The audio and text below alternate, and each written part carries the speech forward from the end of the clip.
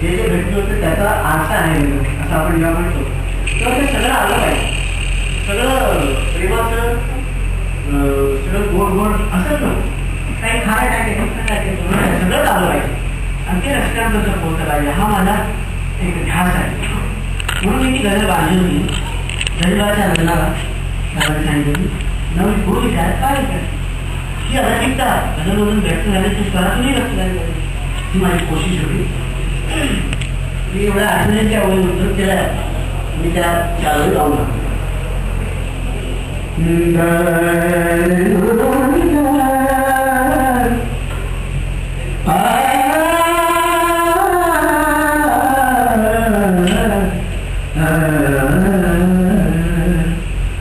गरीबाच्या लग्नाला नवरी, गरीबाच्या लग्नाला नवरी गोरी का